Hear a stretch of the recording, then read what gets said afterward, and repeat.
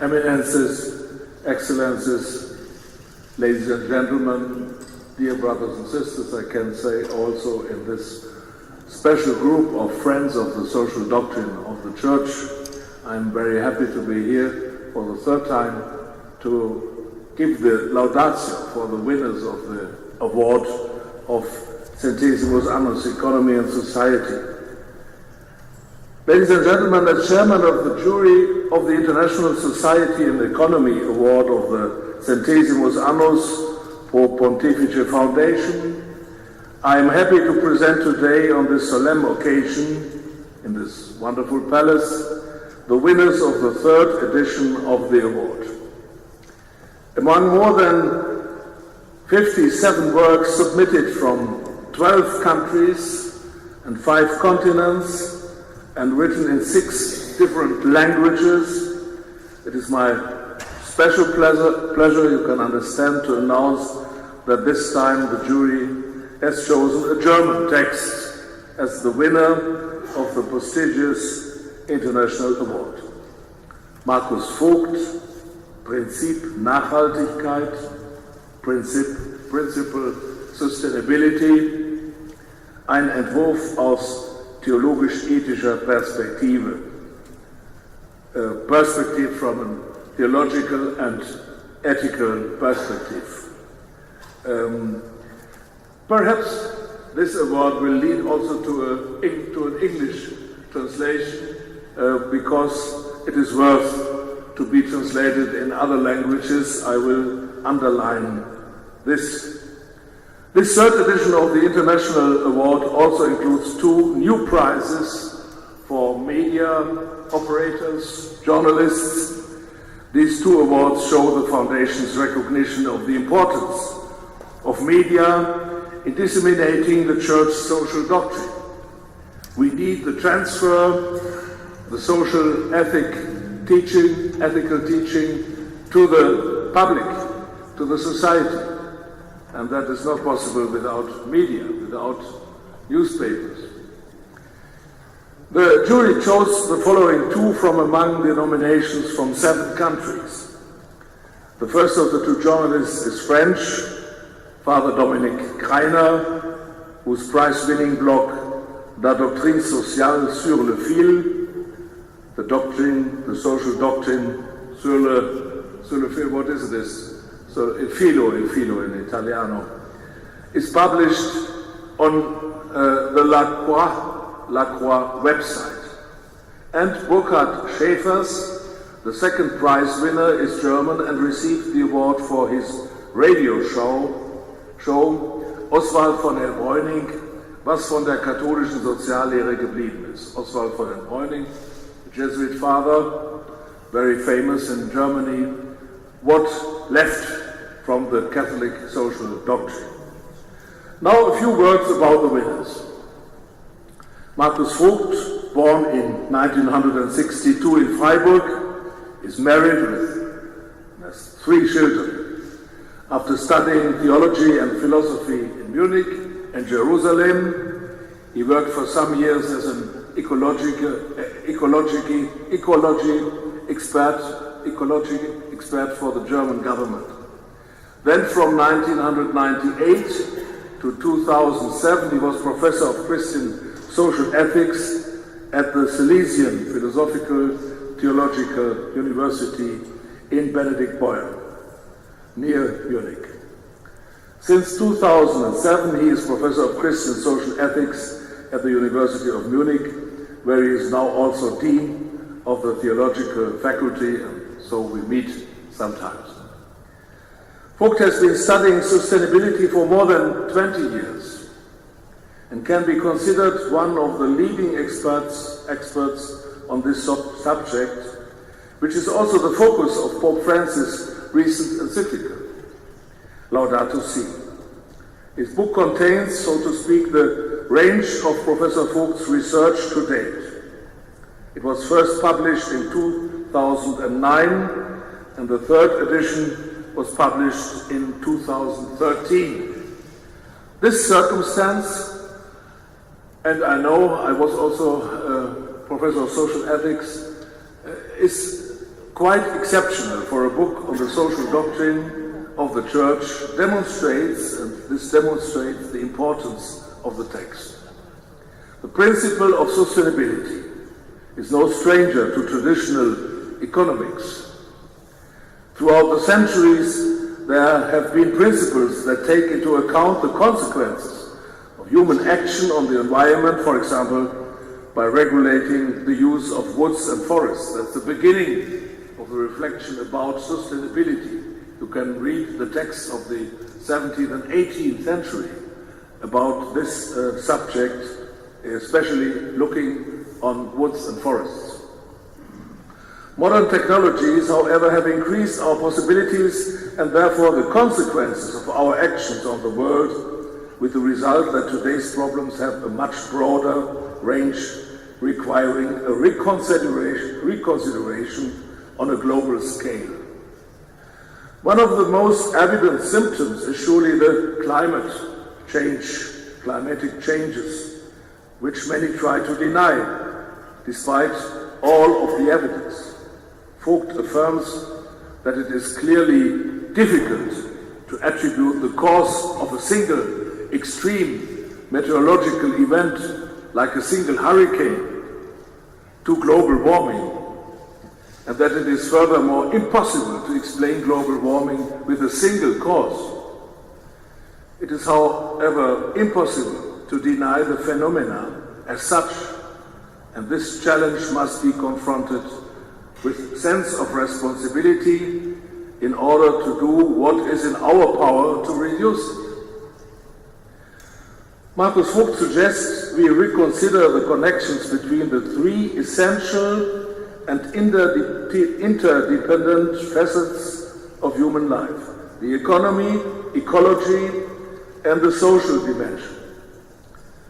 With this thesis,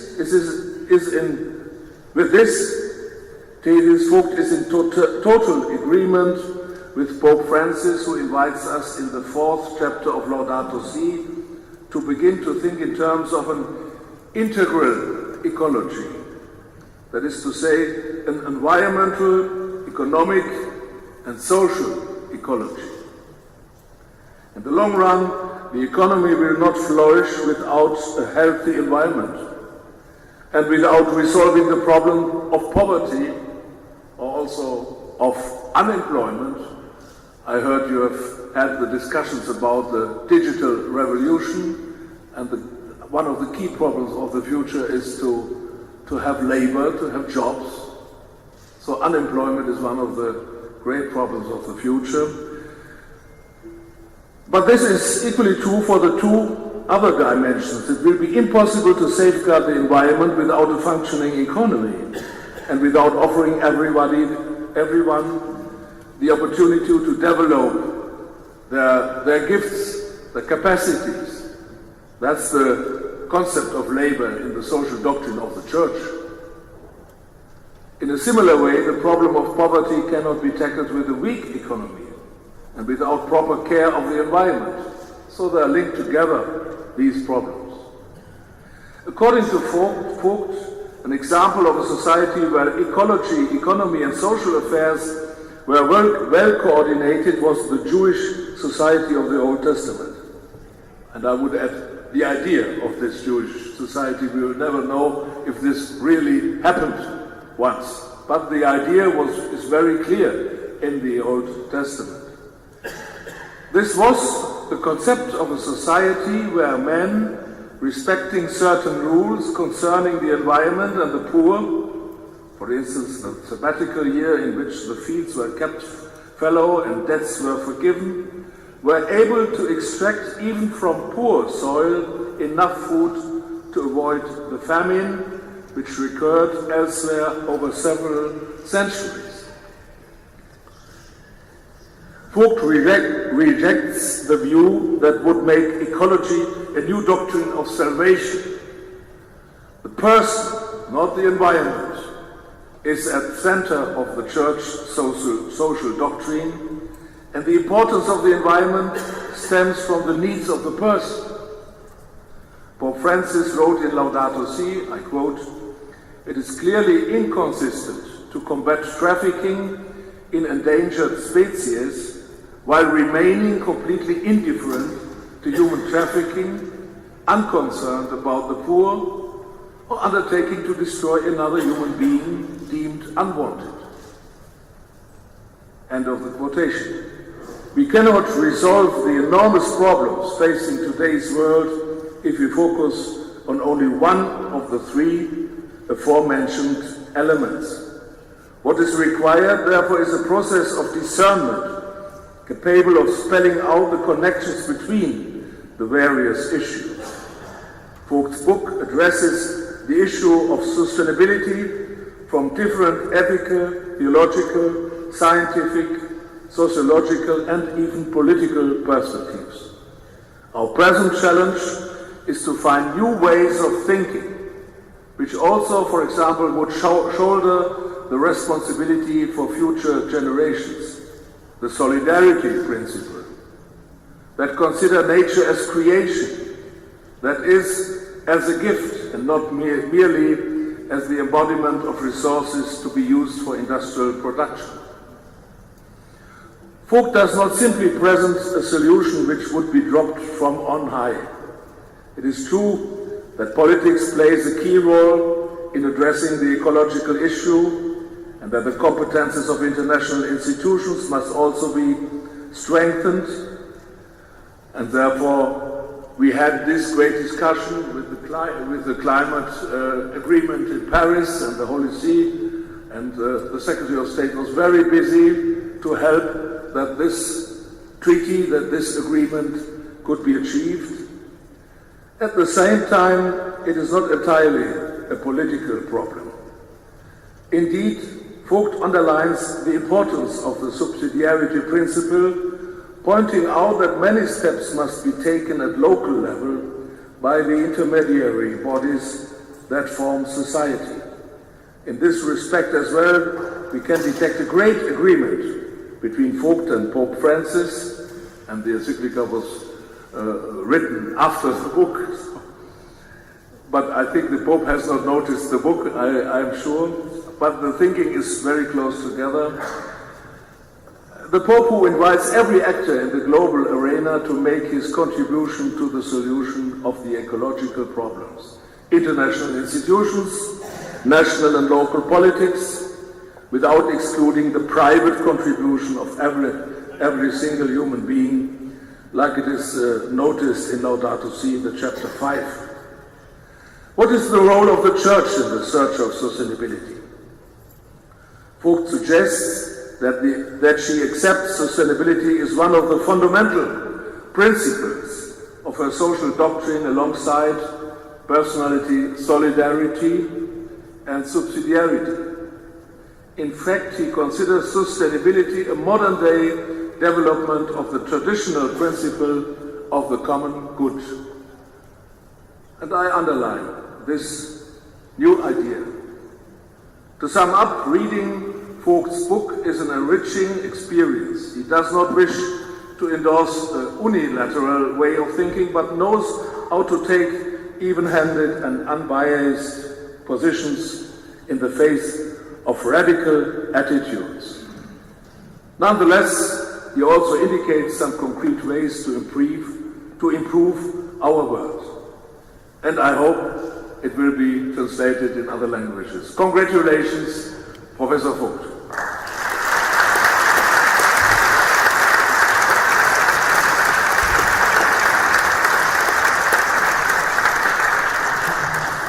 I continue with the two journalists. The first of the two award-winning journalists is Father Dominic Greiner, born in 1963 in Toul. Father Greiner studied economics and theology and teaches moral, social and political theology at the theological faculties of the Catholic Institute of Lille and Paris. He is a member of the Assumptionist Order and editor-in-chief of La Croix, the famous newspaper. Father Dominic Reiner's award-winning blog, for the first time we had in our list a blog, La Doctrine Sociale sur le Fil, was started in 2013 and specialized in the Church social doctrine. It includes more than 100 articles published in La Croix in recent years. The blog articles can be subdivided into 6 main areas: ecology and ways of life, the poor and migrants, economics, market, enterprise and employment, politics and the common good, war, peace, terrorism and others. The blog uses the internet to offer those wishing to widen their interest in the Church social doctrine a rich and invaluable tool vis-à-vis a more just, a more fraternal and a more supportive society. Congratulations also for you.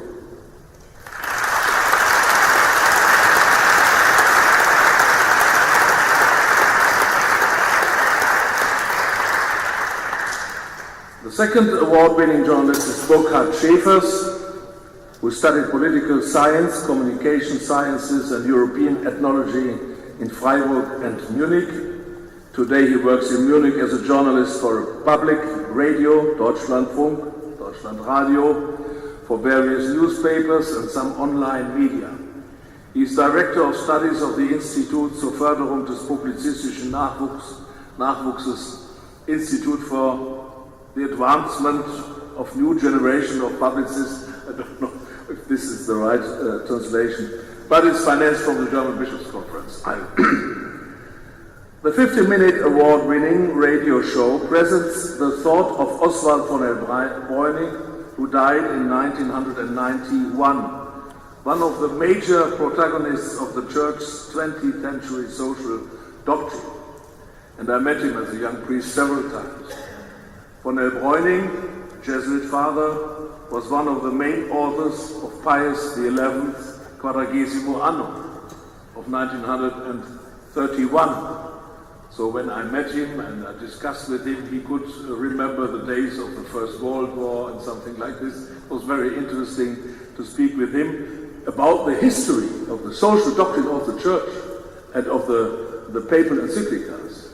Very brilliant and fascinating personality. During his long life, more than 100 years, 102 years, he recognized the need to start from facts. Always when I met him, he had a book about the new figures of economy and statistics on his table. Rather than from rules and regulations, in order to understand the social reality. During Schäfer's broadcast, several interviews illustrate the principles of subsidiarity, personality and solidarity. The contribution concludes with some reflections on the relevance of the Church social doctrine in today's Germany. Congratulations also for you, Burkhard Schäfer.